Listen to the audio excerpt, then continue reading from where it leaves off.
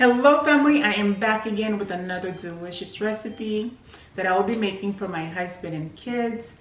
And anyone who had tried this cake raves about it and want the recipe. So we'll be making pumpkin coffee cake. And to start off, you'll need a 9 by 13 cake pan. Grease it with some butter and preheat your oven to 350 degrees. We're going to start off by making my favorite part of the cake, which is streusel. So pour some flour into a large bowl. Add brown sugar,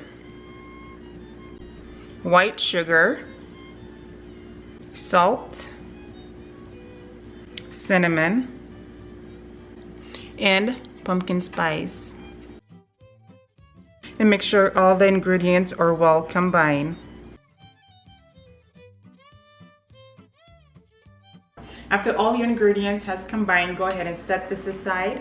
Take your butter and place it into a safe microwave dish, and we're going to melt our butter.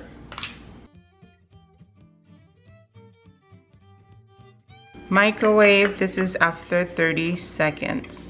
Now slowly pour the butter in here and mix, and we want something that looks like crumble and not sand. So once you start seeing that it looks like crumble, go ahead and stop.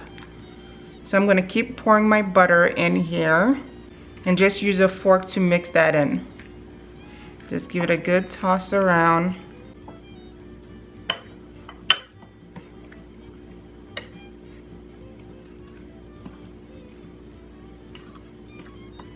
This is how my streusel is looking. This looks perfect. This is exactly how you want it to look. You want it to have chunks in there, so more like a crumble. And the only reason this is not a crumble is because I use more ingredients and a lot of flour. Now family, we're going to make the cake part. That is super easy. We're going to use a large bowl. I will be using a kitchen mixer for this, but if you do not have one, use whatever you have. Now to the bowl, add your flour, add white sugar to the flour, pumpkin spice, cinnamon, salt, baking powder, baking soda. Now for the wet ingredients, add your eggs into that bowl, add your vanilla, add your oil, add your butter.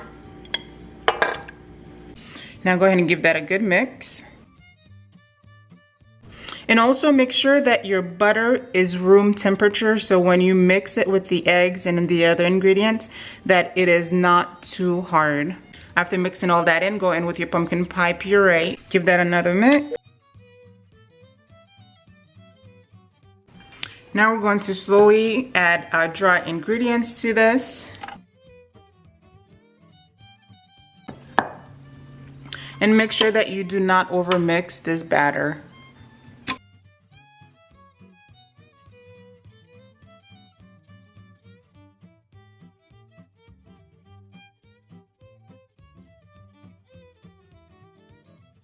And make sure you pause in between to scrape the sides just to make sure that nothing is sticking. This is how my cake batter is looking after it is done. Now family, make sure that you have your streusel ready to go.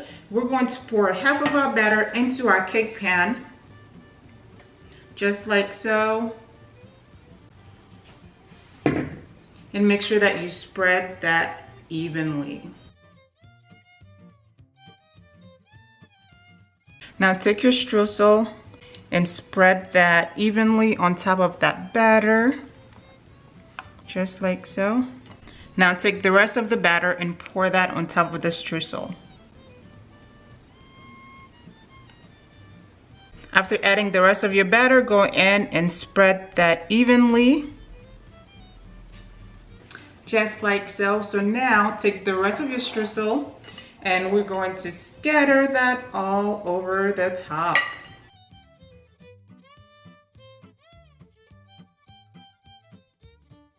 Stick this in the oven and we're going to bake it for about 45 minutes. or until the toothpick come out clean. Okay family, our cake is in the oven. We're going to make a butter icing to go over that yummy, delicious cake. All you need is some butter. Add some powdered sugar to it. Add some salt. If you are using salted butter, skip the salt. Since I am using unsalted butter, that's why I'm adding my salt to give it some flavor. Now go in with your fork and smash that butter in with that powdered sugar. This is how my sugar and butter is looking after mixing those together.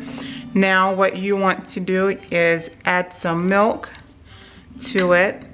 And also, as you can see, all my ingredients are already pre-measured. I will leave all the measurements in the description box for you guys if you would like that.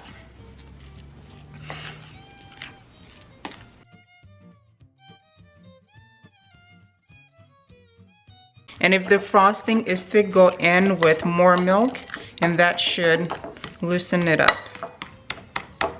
This is how my frosting is looking. As you can see, it is nice and creamy. Now I'm going in with a little bit of vanilla.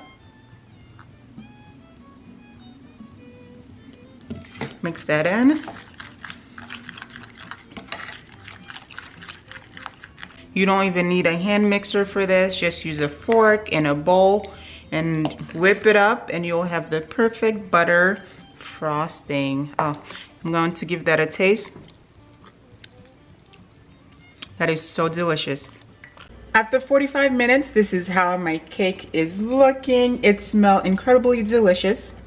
I'm going to allow this to cool completely before adding my frosting on top.